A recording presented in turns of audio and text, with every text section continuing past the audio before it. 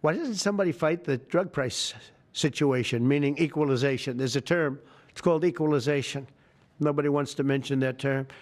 And I'm not knocking the drug companies. I'm really more knocking the countries than the drug companies because they're forced to do things. But the drug lobby is the strongest lobby in this country, they say, the drug lobby. It's between that and lawyers. And they have a lot of power. But starting today, the United States will no longer subsidize the health care of foreign countries, which is what we were doing. We're subsidizing others' health care. Countries where they paid a small fraction of what, for the same drug, that what we pay many, many times more for. And we'll no longer tolerate profiteering and price gouging from Big Pharma. But again, it was really the countries that forced Big Pharma to do things that, frankly, I'm not sure they really felt comfortable doing. But they've gotten away with it, these countries. European Union has been brutal. And the drug companies actually told me stories. It was just brutal how they forced them. And European Union suing all our companies, Apple, Google, Meta. They're suing all of our companies. They end up, they have judges that are European Union-centric, and they get rewarded $15 billion, $17 billion, $20 billion, and they use that to run their operation. Not going to happen any longer, that I can tell you. So what's been happening is we've been subsidizing other countries throughout the world, not just in Europe, throughout the world. European Union was the most difficult from what I understand. I mean, I'll tell you a story. A friend of mine who's a businessman, very, very, very top guy. Most of you would have heard of him. A highly neurotic, brilliant businessman, seriously overweight, and he takes the fat shot drug. And he called me up, and he said, President, he calls me, he used to call me Donald, now he calls me President, so that's nice respect. But he's a rough guy, smart guy, very successful, very rich. I wouldn't even know how we would know this, but because he's got comments. President, could I ask you a question? What? I'm in London, and I just paid for this damn fat drug I take. I said, it's not working. He said, I just paid $88. And in New York, I pay $1,300. What the hell is going on? He said, so I checked, and it's the same box, made in the same plant, by the same company. It's the identical pill that I buy in New York. And here I'm paying $88 in London.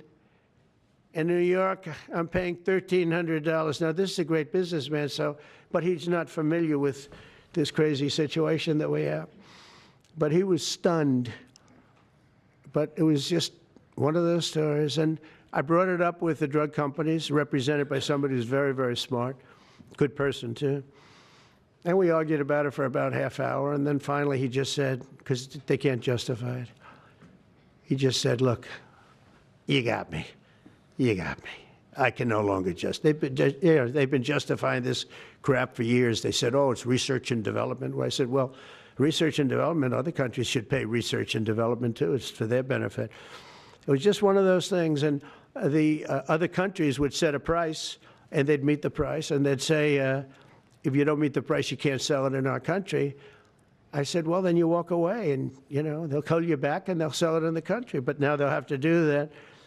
So for the first time in many years, we'll slash the cost of prescription drugs, and we will bring fairness to America. Drug prices will come down by much more, really, if you think 59. If you think of a drug that is sometimes 10 times more expensive, it's much more than the 59%. It depends on the way you want to analyze it, but in one way you could analyze it that way.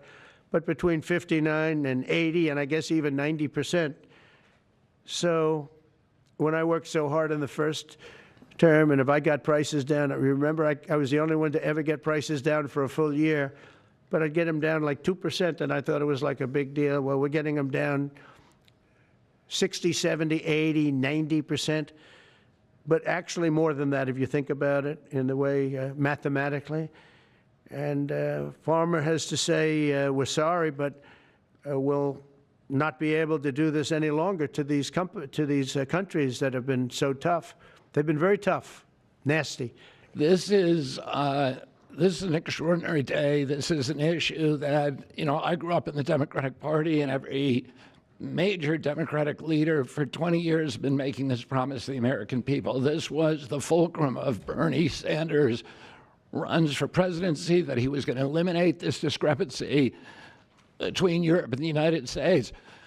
But as it turns out, none of them were doing it. It's one of these promises that politicians make to their constituents, knowing that they'll never have to do it. And the reason they'll never have to do it is because they know that Congress is controlled in so many ways by the pharmaceutical industry.